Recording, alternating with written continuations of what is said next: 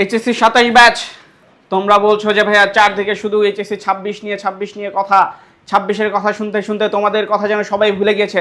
But না, I education কখনো কারো কথা ভুলে না, সবার জন্যই সমান অধিকার। তো এইচএসসি 27 ব্যাচ তোমরা যারা বলছিলে ভাইয়া আমাদের তো ফুল সিলেবাস, আমরা দীর্ঘদিন পর ফুল সিলেবাসে পরীক্ষা দিব, এবং বিগত এইচএসসি অর্থাৎ এইচএসসি 25-এর পরীক্ষার রেজাল্টও খুব বেশি ভালো হয়নি, তোমাদের কাছে ভয় লাগছে। এরপরে শিক্ষামন্ত্রী হয়েছে আবার আমাদের মহামান্য মিলন স্যার।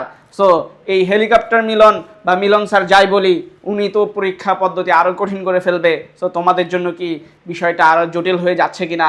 হ্যাঁ, তোমাদের জন্য তুলনামূলকভাবে জটিল, কিন্তু এই জটিলতা দূর করার একটা ওয়ে আছে।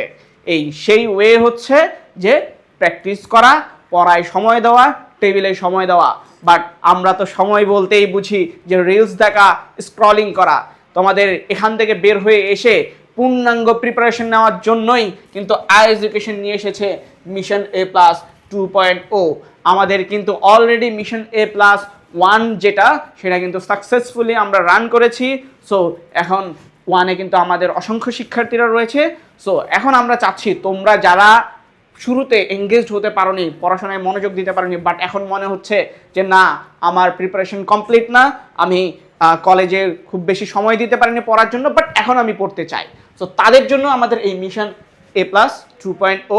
এখানে তোমাদের প্রত্যেকটা সাবজেক্ট কমার্সের যে গ্রুপ সাবজেক্ট সেগুলোর পাশাপাশি বাংলা, ইংরেজি, আইসিটি সেগুলোও কিন্তু থাকছে।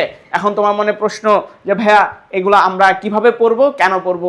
এখানে দেখো প্রত্যেকটার জন্য এনাফ ক্লাস আছে, এবং তুমি কেন পড়বা সেই উত্তরটা যদি দিতে চাই তাহলে বলতে চাই এইচএসসি 25 ব্যাচে তুমি কিন্তু দেখেছো হিসাব বিজ্ঞানে অলমোস্ট 45%-এর মতো স্টুডেন্ট ফেল করেছিল হিসাব বিজ্ঞানে, এবং ইংরেজিতে সম্ভবত 37%-এর মতো হচ্ছে যে কি তোমার ফেল করেছিল, এবং আইসিটিতে ফেল করেছিল অলমোস্ট 27%-এরও আশেপাশে। সো তুমি কিন্তু দেখতেই পাচ্ছ যে ফেলের সংখ্যাটা কিন্তু খুব বেশি ছিল। হ্যাঁ, কিন্তু তাও সেটা শর্ট সিলেবাসে, বাট তোমাদের জন্য ফুল সিলেবাস, এবং নতুন শিক্ষামন্ত্রী এসেছে। সো উনি চাইবেই যেন স্ট্যান্ডার্ড করতে পরীক্ষা। সো তোমাদের এই ফুল সিলেবাস কাভার করা নিজে নিজে হয়তো টাফ হবে, রুটিন মেনটেন করা টাফ হবে।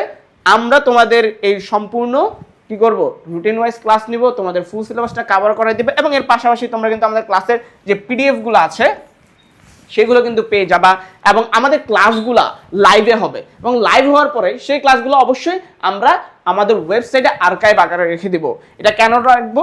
কারণ ধরো সাপোজ তুমি আজ কোনো কারণে লাইভ ক্লাসটা করতে পারো না, পরবর্তীতে তুমি যদি করতে চাও সেটা আমাদের ওয়েবসাইট থেকে ক্লাসটা তুমি করতে পারবে।